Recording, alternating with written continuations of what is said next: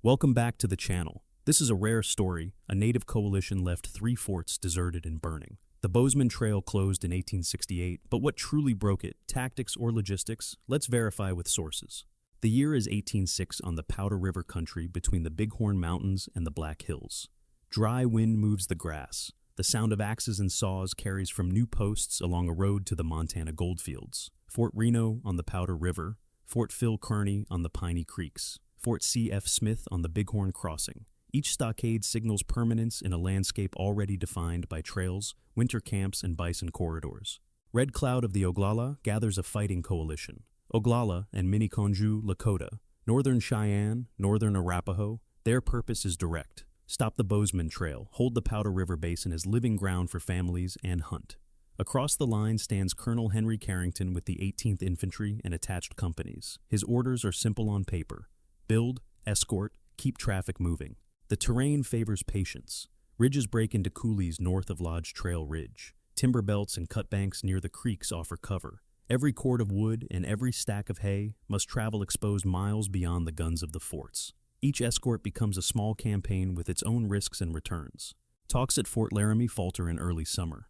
Red Cloud walks away when construction goes on, while words are still being traded. From that day, the contest sharpens. Raids and counter-raids begin to mark the calendar. Newspapers count skirmishes. Garrison logs count rations, animals, and ammunition. This is the problem the episode must solve. How did a native coalition convert terrain time and logistics into leverage strong enough to force the United States to close a road and abandon 3 forts?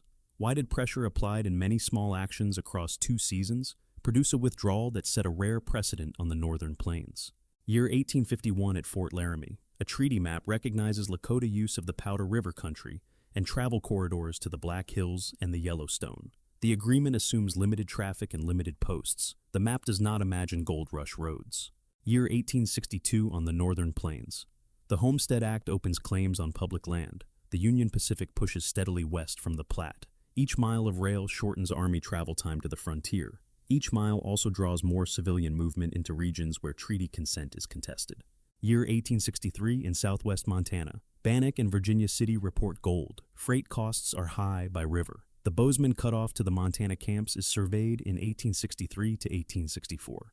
The new road crosses the Powder River Basin. The route passes through prime winter range for bison and along family travel corridors used by Lakota, Northern Cheyenne, and Northern Arapaho. Year 1865 in the Powder River country. The Powder River expedition drives columns through the basin to punish raids and to assert access. Fighting is inconclusive. It leaves deep grievance on both sides.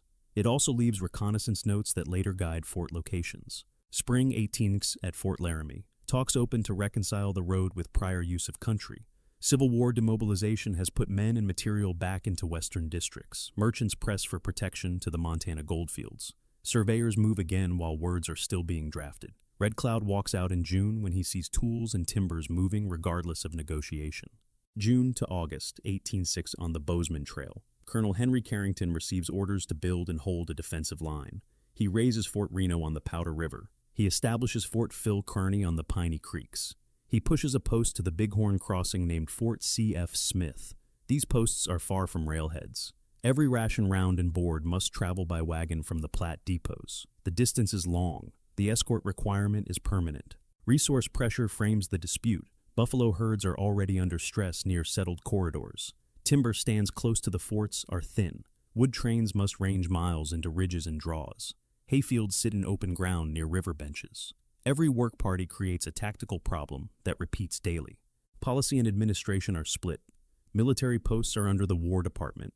Indian Affairs sits under the Interior Department. Field commanders are ordered to secure a road. Agents and commissioners are ordered to seek signatures and establish agencies. The result on the ground is mixed signals. Building continues while negotiations proceed. Each side reads that sequence as the real policy. Immediate triggers are simple. Escorts clash with small decoy parties near Fort Phil Kearny in summer. Couriers are cut off in broken ground. Herds driven by Lakota and Northern Cheyenne move to keep families supplied while watching posts. A United States patrol's aggressive pursuit beyond Lodge Trail Ridge on 21st December 1806 meets a prepared ambush. The loss hardens positions on both sides. Through spring 1867, commissioners travel, while raiding and counter-raiding continue. Objectives are clear for the coalition. Red Cloud and allied leaders aimed to stop the Bozeman Trail. They aimed to hold the Powder River Basin as hunting ground and as safe passage for families. They intend to demonstrate that forts cannot secure the road at acceptable cost. Their method is interdiction. They keep pressure on wood and hay details. They select terrain that breaks formations and masks movement. They accept a calendar of small fights over one grand assault. Constraints shape coalition choices. Ammunition is finite and variable. Some fighters carry bows, some carry muzzle loaders, some carry repeaters acquired by trade or capture. Winter camps require meat and shelter. Operations must fit herd movements and weather. Large assemblies cannot sit idle for long near a fort without cost.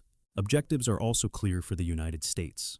District commanders must build and hold posts. They must escort civilian traffic. They must report that the road is open.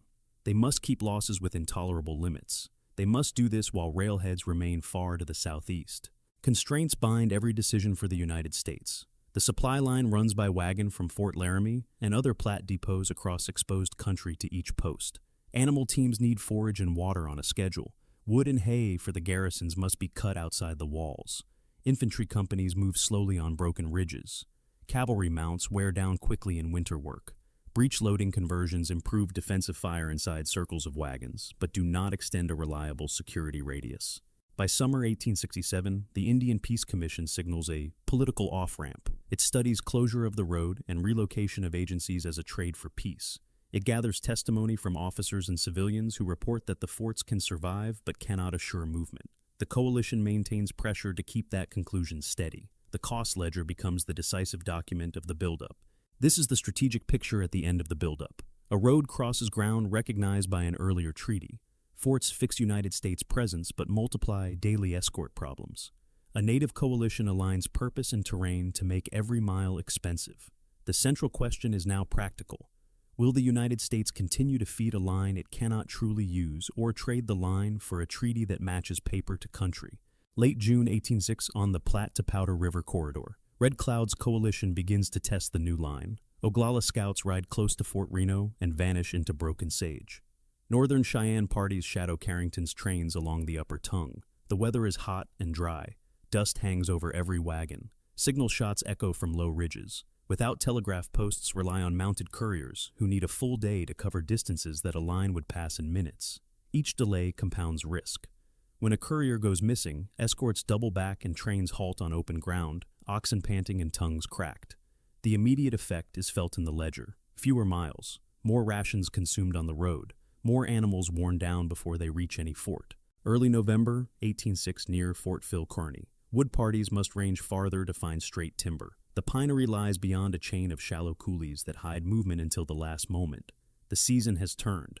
Wind cuts through gloves and stiffens reins. Lakota decoys appear at mid-morning, at a measured distance drifting just beyond rifle range, showing 1 or 2 riders at a time. Never the mass. Signals from the post are by flag from a picket hill. Relief details form then stall. When snow squalls sweep the ridge and reduce visibility. When contact does occur, it is sudden and close. Escorts wheel into Lager around the stacks animals pressed to the inner circle, men firing from behind felled logs and wagon beds. When the parties come back inside the walls at dusk. The cost is counted in missing names and wounded that cannot be moved without reopening the gate at night. 6th of December 1866, north of Fort Phil Kearny. A sharp skirmish at the head of a coulee. A lieutenant is killed in a pursuit that extends beyond the ridgeline. Snow clings to coats and lashes. The lesson is immediate for both sides. Pursuit beyond the last ground the fort can see is a different fight with different odds. For the coalition, the test confirms that decoys will draw a force uphill and string it out. For the garrison, the test confirms that the ridge breaks line of sight and collapses mutual support. The following days show the adaptation. Escorts are larger, orders emphasize staying within support range of the fort. But the routine remains. Wood and hay must still be cut at distance. Escorts must still march in cold, thin air. And couriers still run the same vulnerable path with each change of plan. 21 December 1866, on the high ground beyond Lodge Trail Ridge. A decoy group leads a larger detachment into complex terrain. Snow and wind reduce sound and sight. The main body of Lakota Northern Cheyenne and Northern Arapaho fighters waits behind the roll of the ground, along timber edges and in folds where horses can be held until the first shots commit the pursuers. The United States column advances in sections, cavalry pushing infantry following. The ridge itself screens the fort. When ambush fire opens, it comes from three sides. Sections are cut off from one another. Mounted men try to break out along the slope and are met again on the next line. The fight resolves before the post can project aid. By late afternoon, the ridge is silent, and blowing snow covers fallen men and scattered cartridge paper. Inside the fort, the effect is a contraction. Wood parties are suspended. Issue rations are cut to stretch the winter store. Sentries double the outer line each night. The trail's civilian traffic thins to nothing. Midwinter, 1860 to 1867, across all three posts. Without steady wood barracks, burn green logs that smoke and foul the air.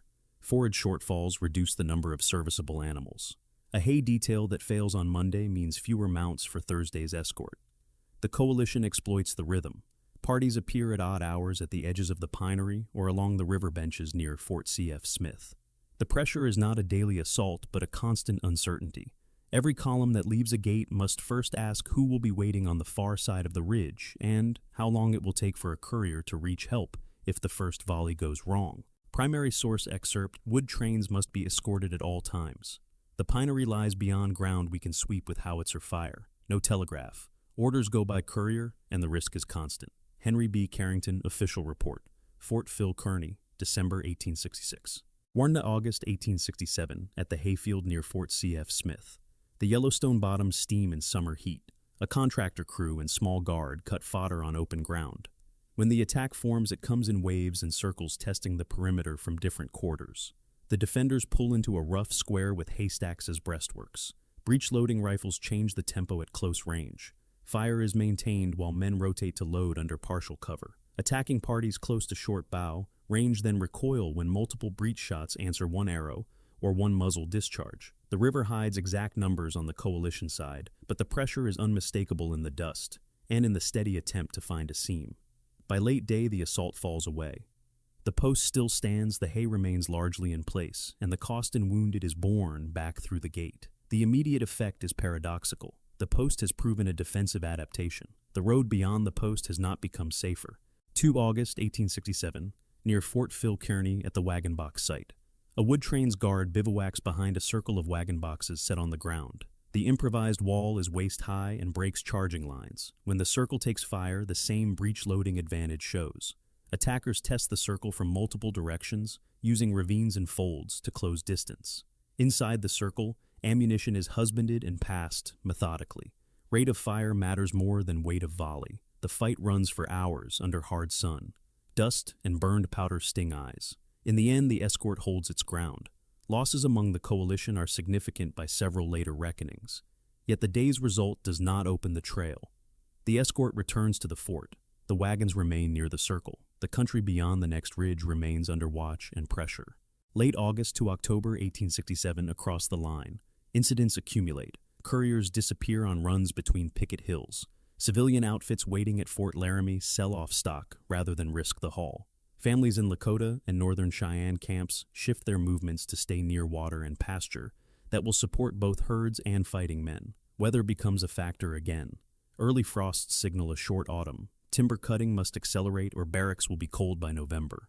Every day lost to escorting a wounded man or recovering a broken wagon is a day not spent building piles of wood or hay. The coalition keeps the work calendar thin by choosing moments when a relief is slow to form or when a signal flag is hard to see through sleet. November 1867 at Fort Reno and Fort Phil Kearny. The first deep snows arrive. For a week at a time, no trains move at all.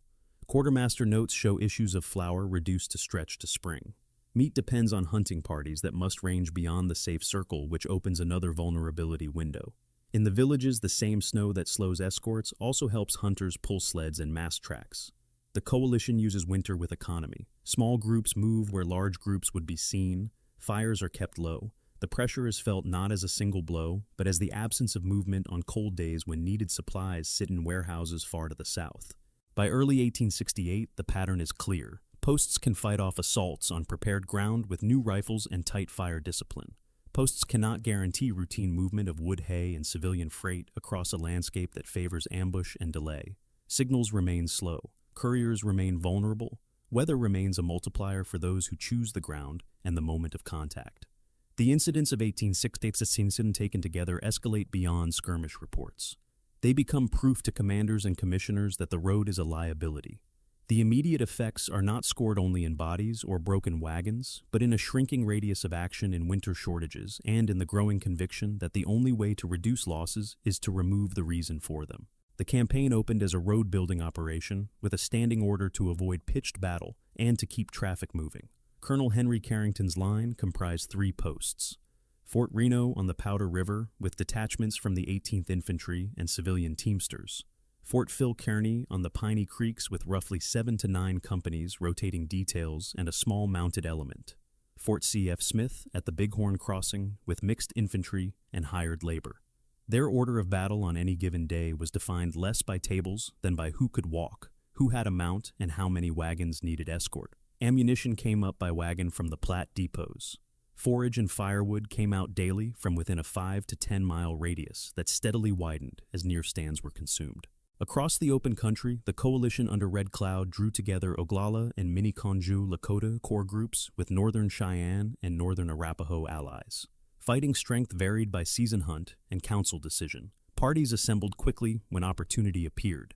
The tactical structure leaned on decoys mounted on fast horses, main bodies in cover along expected pursuit routes, and reserve elements to cut off retreat. Weapons were mixed. Bows and lances remained effective at close range and broken ground. Muzzle loaders were common. Repeaters appeared in smaller numbers and could dominate at short distance when surprise was achieved. Rules of engagement on the United States side were laid down in routine post orders. Escorts to wood and hay details would not be drawn out of supporting range. Pursuit was to be cautious beyond the last visible ridge. Civilians were to be protected. First timber recovered, second trophies not at all.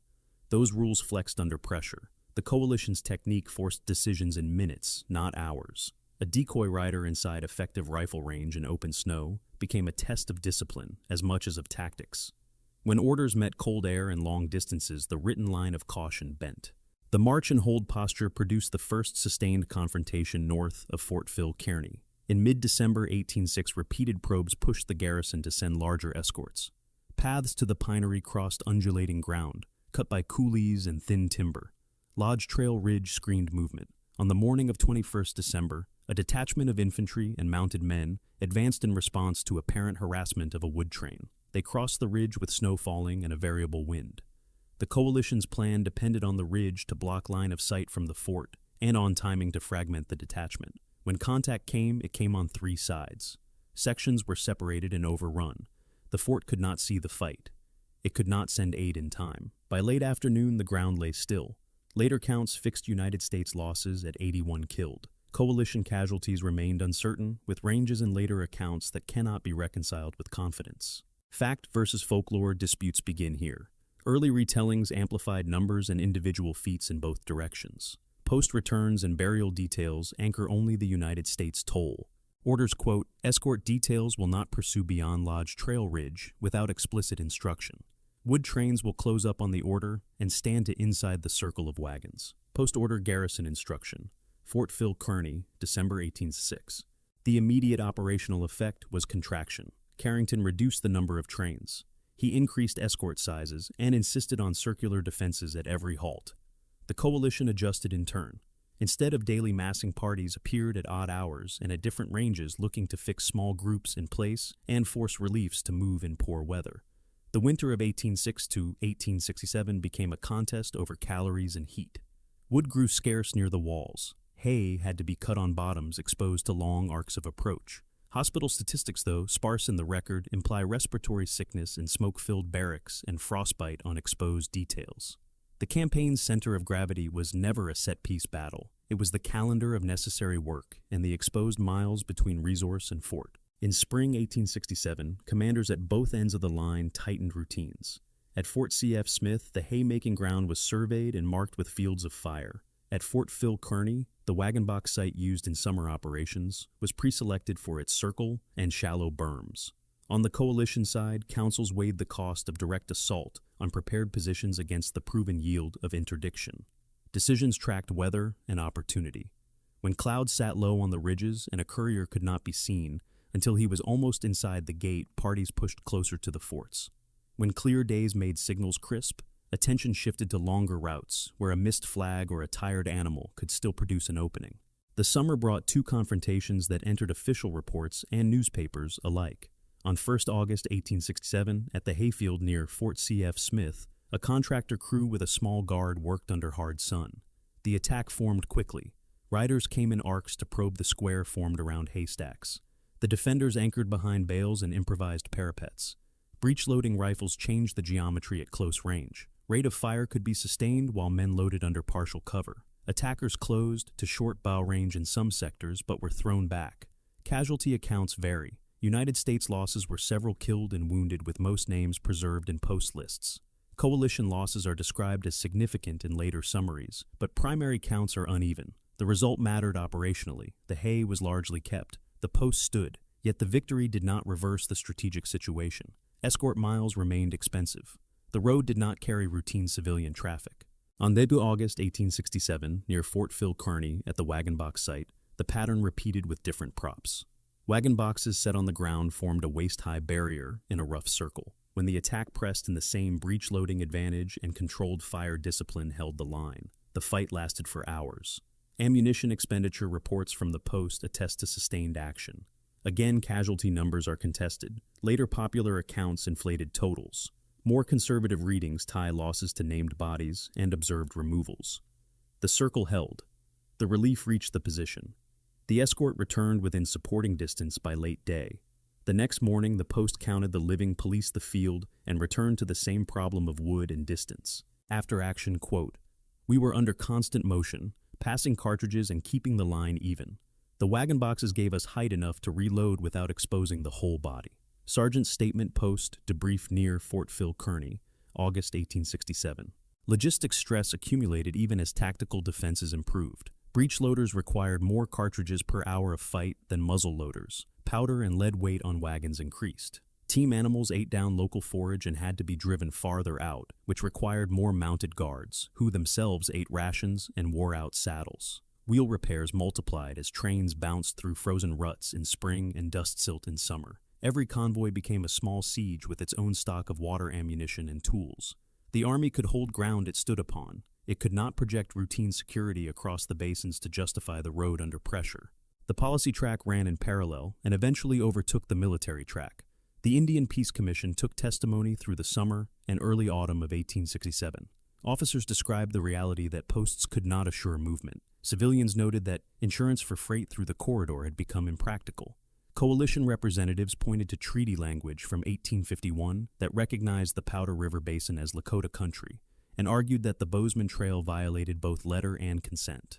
The Commission's docket expanded from immediate ceasefire terms to structural remedies. Closing the road and abandoning the forts entered the conversation not as concession, but as arithmetic. Agency orders began to line up with that conclusion by winter. Proposed locations along the Missouri and Upper Platte for distribution of annuities were drawn on new maps. War Department memoranda examined the cost of keeping the forts against the value of traffic served. The supply tail to the three posts was long and exposed. The nearest railheads were still far to the southeast. Meanwhile, other theaters of concern demanded troops. When columns marched in 1868 for operations elsewhere, the case for concentrating resources solidified. The coalition maintained pressure to ensure that policy language translated into ground truth. Raids were calibrated to keep escorts heavy and to keep commanders cautious. The aim was not to draw blood indiscriminately, but to keep the road unusable at scale. Non-combatants remained a factor throughout. Families moved to water and pasture that could support both hunting and war parties. Camps did not sit within artillery reach of forts for long. Winter hunts were balanced against the need to show presence near key corridors. In United States posts, non-combatants took other forms. Civilian teamsters and contractors were essential to work details. Their losses in animals and time rarely made headline counts but shaped decisions. When contractors refused to haul or demanded terms the Army could not meet, the road's purpose thinned. In spring 1868, commissioners drafted treaty clauses that recognized the Powder River country as unceded Indian territory and pledged that future cessions required consent.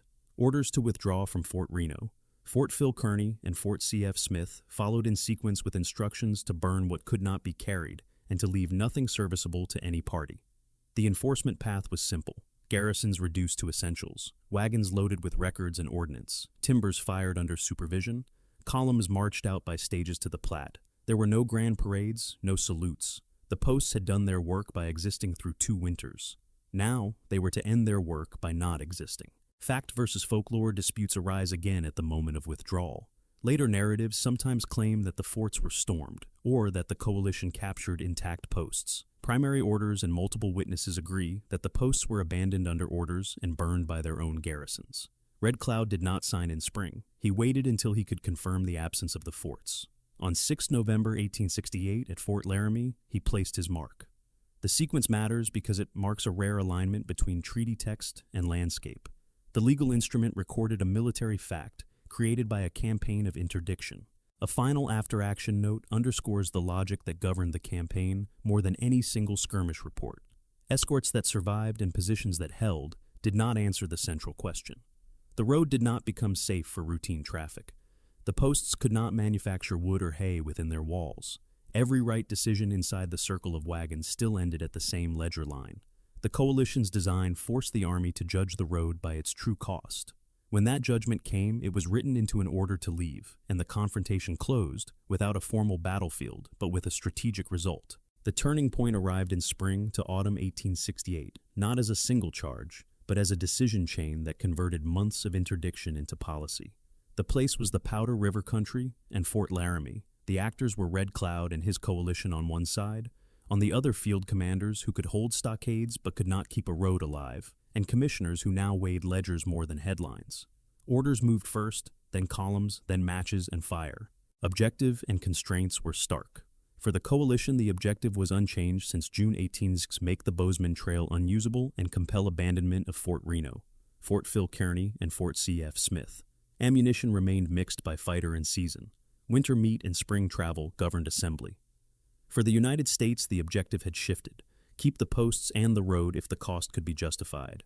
But cost was the constraint every cord, every bale, every cartridge had to cross exposed country. The nearest railhead was still far to the southeast, and breech loaders, while decisive at wagon circles, consumed cartridges at a rate that magnified the supply tail. The weather joined the argument. Spring thaw broke wheels. Summer heat burned forage thin. Autumn warned that smoke from green wood would again fill barracks if the trains did not keep moving. The immediate effect began with a policy pivot. After testimony from officers, civilians, and native leaders, the commission and the administration accepted that closing the road and abandoning the forts could end the fighting in this theater at lower cost than holding it. Treaty language took shape, recognizing the Powder River country as unceded Indian territory, and pledging that no cession would be valid without consent. The government also agreed to close the Bozeman Trail posts. Orders followed in sequence. Through July and early August 1868, garrisons struck colors, inventoried ordnance, loaded records, and prepared demolition fires. Fort C.F. Smith was emptied by 29th of July. Fort Phil Kearny and Fort Reno were cleared by 1st August. Columns marched south to the Platte. The day after soldiers left Lakota, Northern Cheyenne and Northern Arapaho parties rode in and burned what remained, confirming in ash what the paper now promised. Red Cloud withheld his mark until he had verified with his own eyes that the posts were gone. Then on 6 November 1868 at Fort Laramie, he signed. Initiative shifted decisively to the coalition's strategic aim. The line was gone and the road was closed. 2 winters of pressure made this outcome.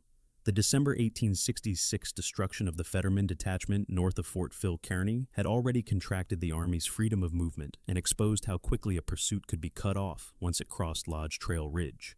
The record fixed United States losses at 81 dead. Earlier skirmishes in that same month had taken named men whose absence is noted in official correspondence, Lieutenant Bingham of the 2nd Cavalry and Sergeant Bowers of the 18th Infantry among them. Their deaths and the winter that followed foreshadowed the math that 1868 made official. An admission against interest appears in the federal record as the policy took its final shape. Many bad men are found among the whites. They commit outrages despite social restraints. It is not astonishing Indians went to war. They were compelled. Indian Peace Commission, Report Washington, January 7, 1868. That line did not excuse raids or erase grief. It did name a cause that the commission could not ignore, as it recommended withdrawal and closure in this corridor. It also explains why Red Cloud demanded confirmation on the ground before he would sign.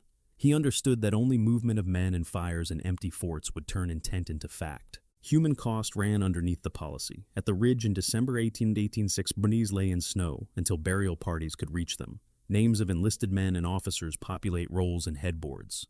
In villages north and west, winter counts marked a year of many small fights and one great ambush. Families moved with herds to keep meat in camps, while fighters kept pressure on escorts. Contractors lost teams and wagons that do not appear in Army casualty returns, but appear in ledger losses and refusal to haul.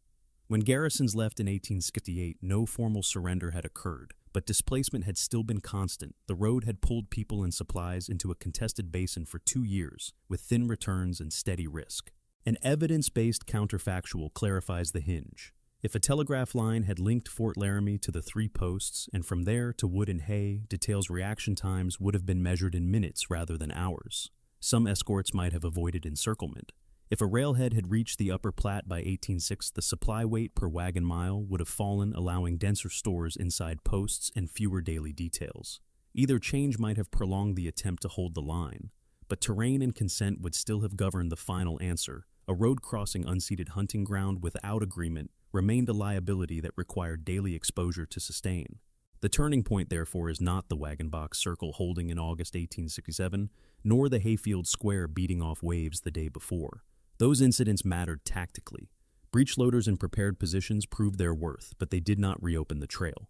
The turn came when the United States acknowledged that it could not justify escort miles, animal losses, and cartridge weight against the value of traffic served, and when treaty text matched conditions in the basin. The final steps orders to abandon columns departing posts, Burns' signature placed on 6 November 1868, are the sequence by which interdiction and logistics pressure became a political decision. Fold this outcome back to the structural forces set in motion in P2. Gold in southwest Montana created demand for a shortcut. The Bozeman Trail supplied it. The Civil War left a surplus of men and materiel and the habit of building posts to hold roads. But distance from rail, the cost of daily escorts, and the fact of an earlier treaty map recognizing this ground as Lakota country undercut the project. Policy bifurcation: War Department building forts, while Interior pursued agencies generated mixed signals that hardened the coalition's resolve. When the Commission endorsed withdrawal and the government recognized unceded Indian territory in the treaty text, the pressure of 2 seasons resolved into law and landscape together. That alignment paper and ground was the moment the war turned. The legal and administrative end state took written form in 1868 and then kept unfolding for decades. The Fort Laramie Treaty recognized the Great Sioux Reservation, west of the Missouri River, including the Black Hills, for the absolute and undisturbed use and occupation of the Sioux Nation. It also stipulated that no future cession would be valid without consent. Agencies were to be established for rations and annuities. Red Cloud refused to sign until he verified the United States had left the Bozeman line. On 6 November 1868, after the posts were abandoned, he did. On the ground, closures and transfers followed orders. Fort C.F. Smith was emptied by late July 1868. Then, Fort Phil Kearny and Fort Reno. Government instructions directed abandonment and disposition of property, with materials removed to lower posts and remaining stock burned or sold. The Bozeman Trail was formally closed as part of the settlement. Reservation administration then took center stage. The Red Cloud Agency opened in 1871 near Fort Laramie, moved to northwest Nebraska in 1873, and again in 1807 to the White River area before being renamed the Pine Ridge Agency. In 1878, administrative moves that shaped where rations were issued, schools erected, and policing organized. Land and resources were the immediate pressure points after 1868. Gold announcements from the 1874 Black Hills expedition triggered a rush, and in 1807 Congress unilaterally altered the 1868 boundaries, the agreement of 1807 removing the Black Hills from the reservation in violation of the Consent Clause. A century later, the Supreme Court affirmed that the taking violated the Fifth Amendment Sioux Nation case, though the tribes have declined monetary compensation. The Northern Cheyenne and Northern Arapaho experienced separate hard administrative outcomes tied to this era. After wartime alliances alongside Lakota, bands the Northern Cheyenne were forced south, then made their way back during the 1878-1879 exodus. By executive order in 1884, the Tongue River Reservation, later Northern Cheyenne Reservation, was established in Montana. Northern Arapaho were escorted in spring 1878 to share the Wind River Reservation with the Eastern Shoshone, a federal placement that still defines their homeland. Demography and health changed rapidly. The settler population in the Dakota region jumped between 1870 and 1880, increasing external pressure on reservation boundaries and resources. Simultaneously, the commercial slaughter of bison in the 1870s removed the primary food and materials base for many northern plains communities. Economic studies and historic accounts document a punctuated collapse of herds within roughly a decade, with long-term negative effects on native livelihoods. Within the new administrative system, annuities and rations became central to survival. As buffalo vanished, meat allotments and flour distributions substituted for the winter hunt. Policy disputes over missed or reduced issues were frequent in agency correspondence. Education policy shifted as well. The 1879 founding of the Carlisle Indian Industrial School signaled an off-reservation model of compulsory assimilation, soon copied widely. Lakota and Cheyenne children were among the first cohorts. School placements and language policy tightened through the 1880s. The Dawes Act of 1887 fractured communal landholding into allotments and opened surplus lands to non-native entry, reshaping geography and jurisdiction, while accelerating cultural disruption. Even so, communities built counterweights, tribally controlled colleges, and language programs emerged in the 20th century and continue now. Cultural continuance persisted across these shocks. Winter counts incorporated the Fetterman fight and the fort abandonments into year glyphs. Ledger art recorded combat scenes changing material culture and ceremonial life during the reservation transition. Contemporary collections and scholarship treat ledger books as community histories on native terms. Memory is also kept at the places where the campaign unfolded. Fort Phil Kearny State Historic Site interprets the Bozeman Trail line and hosts talks and commemorations tied to the Wagon Box fight and the wider war. Public history essays document how the ground was located and marked for visitors and descendant communities. Present day, the principal nations named in this episode identify as Oglala Lakota, Northern Cheyenne, and Northern Arapaho. Oglala Lakota are centered at Pine Ridge in South Dakota, Northern Cheyenne at the Northern Cheyenne Reservation in Montana, Northern Arapaho at Wind River in Wyoming. Each nation advances language and cultural programs. Oglala initiatives include tribal and partner efforts in Lakota immersion and curriculum. Northern Cheyenne support Cheyenne instruction through Chief Dull Knife College and community immersion camps. Northern Arapaho sustain language work through their Language and Culture Commission, including innovative documentation projects with elders. Health and demography remain core policy arenas. Pine Ridge's public health profile, shaped by historic dispossession, poverty, and distance to care, continues to draw national attention. In earlier reservation years, outbreaks such as smallpox were recorded and managed with quarantine measures noted in medical writings from the period. The through line from P2's structural forces is unbroken. A treaty map in 1868 recognized a large Sioux homeland and promised consent in any future cession. A mineral rush and distant political calculus broke that promise in the 1870s. Allotment law later fragmented landholding. Yet the operational logic of 1860-1868 coalition leverage through terrain and logistics confirmation of promises on the ground produced a rare withdrawal and a short period when paper matched the landscape. The long aftermath has been a contest over whether paper can be made to match lived sovereignty again in courtrooms. Black Hills claims on campuses and in classrooms, Lakota, Cheyenne, and Arapaho, language revitalization, and at marked sites where families and visitors still walk the ridges and read the dates that first proved a road without consent, could not be held. Scholars broadly agree on three conclusions. First, Red Cloud's War is the rare 19th century case in which a native coalition forced the United States to abandon a military line and close a road. The 1868 Fort Laramie Treaty codified that result by recognizing the Powder River country as unceded Indian territory and providing for the closure of the Bozeman Trail forts. Second, the decisive variables were logistics and consent rather than a single battlefield triumph. Isolated posts could survive set-piece assaults with breech loaders, but they could not make the road economical or politically sustainable without native agreement.